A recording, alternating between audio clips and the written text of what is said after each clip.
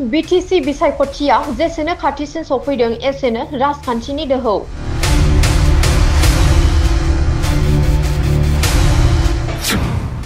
North Naigaon youth BPF अफिसाव इउपिपिएलनि फिरफिला बिरहोनायखौ बोख्लायफिनबाय।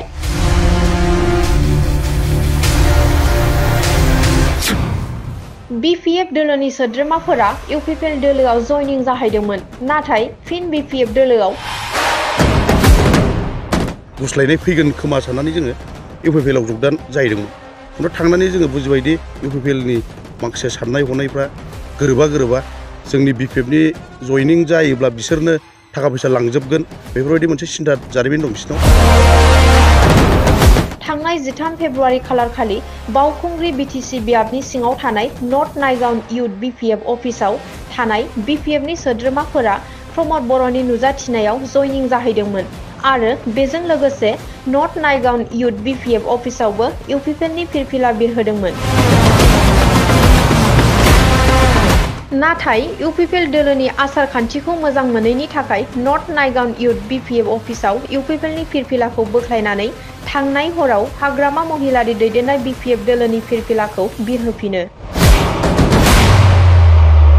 दाख्लै 13 थारिख खालि जों इउपिपिएलआव थांदोंमोन, नंगौ जों नायगाव इउथ अफिसाव थाग्रा हिसाबै थांनायनि जाहोना बेनोदि माखासे प्रब्लेमनि थाखाय जों थांदोंमोन, बा सोलायनाय गुस्लायनाय फैगोन खोमा साननानै जोङो इउपिपिएलआव जगदान जाहैदोंमोन। खिन्थु थांनानै जोङो बुजिबायदि इउपिपिएलनि माखासे साननाय हनायफ्रा गोरोबा जोंनि बिपिएफनि जयनिं जायोब्ला बिसोरनो थाखा फैसा लांजोबगोन, बेफोरबायदि मोनसे सिन्था जारिमिन दं बिसोरनाव। बेनि थाखाय जोङो इउपिपिएल दोलोखौ नागारनानै जों 17 बोसोर बिपिएफआव जेरैबायदि जोङो खाथिबोदोंमोन, अफिसनि आइसि बा जों आइसि केडार जानानै जेरै खाथिबोदोंमोन, जों बेबायदिनो अनसायफिनबाय जोङो बिपिएफ जोंनि राजनितिक दोलोखौ, आरो बिपिएफखौनो जों सापर्ट खालामलांबाय थागोन, हाग्रामा दैदेननाय बिपिएफ हान्जाखौनो दैदेनलांबाय थागोन होननानै जोङो थिरांथा खालामनाय जाबाय आरो। प्रमद बर' आरो बिनि सांग' फांग'आ जोंनि नायगावआव थानाय इउथ अफिसनिफ्राय इनसार्जजों लोगोसे माखासे गथ'फोरखौ इउपिपिएलआव जइन खालामहोदोंमोन। खिन्थु आं बे खोथाखौ खोनाथाराखैमोन।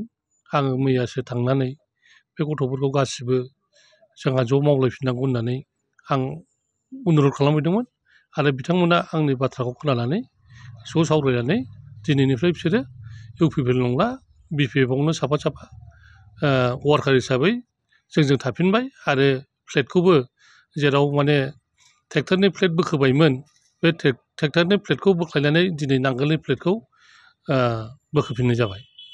आं आसा खालामदों फैबाय थानाय समाव जोंनि बावखुंग्रि समस्तियाव बिपिएफ राजखान्थि दला आरो साबसिननिफ्राय साबसिन गोख्रोंसिन आरो जाबावगोन।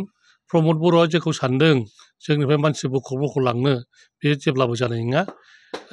जोंनाव साफा सानै बिथांमोन बादि प्रेस मिडियायाव होआबालानो जोङो सोबाय थादों आरो बेखौ सोबाय थागोन। जोंनि टारगेटआ जाहैबाय 2025 सननि जे बिटिसि बिसायख'थि, बे बिसायख'थियाव बावखुंग्रिया बिपिएफनि रिजार्भ सिट हिसाबै थानांगौ आरो थागोन, देरहाखागोन। बेनि थाखाय जोंहा जेबो सिन्था खालामनांगौ बाथ्रा गैया। बे नायगाव केम्प इउथ केम्प दंमोन जोंहा बेवहाय।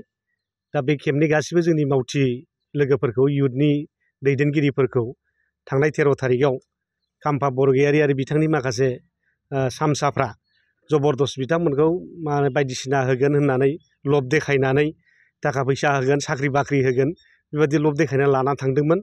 नाथाय बे जोंनि मावथि बिथांमोनहा दिनैहाय बिथांमोननि जे लब देखायनाय, बिथांमोननि जे जोंनि पार्टिखौ दिनै माने फोजोबस्रांनो नागिरनाय बे षड़जन्त्रखौ बिथांमोनहा मोजां मोनैनि आरो गावसोर माने जेबादि लब देखायदोंमोन, जे खोथा होदोंमोन, बेखौ मोनैनि थाखाय दिनै जोंनि पार्टियावनो फैफिनदों।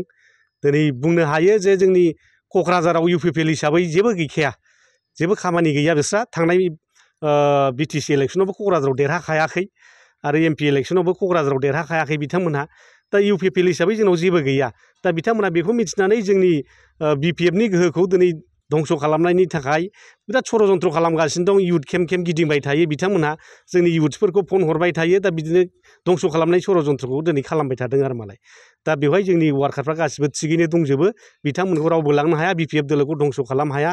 आरो बिसेसकै खाम्फा हिसाबै दिनै क'क्राझाराव जेबो मावनो हानाय दिनै बे गोहो गैया बे चिरांनि मानसि बे क'क्राझाराव सोर BPF सोर UPPL खालामो बिनि जेबो हिसाब निकास गैया बेनाव जेबो बिथि गैया खाम्फाया गावनि जायगायावनो बिथि गैया आरो क'क्राझाराव मा खालामनो बेलाय दा बिथांमोना जोंनि मानसिफोरखौ थाखा फैसा लब देखायनानै लांनो नागिरो जोंनि आइजोफोरखौ लब खालामो जोंनि इउथ्सफोरखौ लब खालामो जोंनि बिभिन्न जाति जनगोष्ठीफोरखौ बायदिसिना होगोन भिजन डकुमेन्ट बानाय UPPLनि मानसिफ्रा लब खालामनानै देखायगासिनो दं आरो मालाय नाथाय बे दिनै जोंनि रायजो राजाफ्रा जोंनि वार्कारफ्रा रावबो बुजिया रावबो UPPLआव दिनै थाङा फैबाय थानाय बिसायख'थियाव जोङो 25टानि बांसिन मोननानै दिनै सरकार दागोन बेखौ रोखा बुंनो हानाय जाबाय आरो जोङो दा इउथ हिसाबै जोङो हाग्रामा सारखौ बुंबाय थादों सरकार फैनाय लोगो लोगो बोसोरफ्रोमबो 100 कोटि थाखा इउथ्सफोरनि थाखाय बाजेट खालामनानै बिथांमोननि सेल्फ इमप्लयमेन्टनि थाखाय खामानि मावनांगौ आरो अलरेडि बेखौ दिनै आजावनानै लानाय जाबाय जोंनि CWCआव PMBआव जोंनि कनफारेन्सआव बेखौ डिलिगेटनि सिटिंनि गेजेरजों बेखौ आजावनाय जाबाय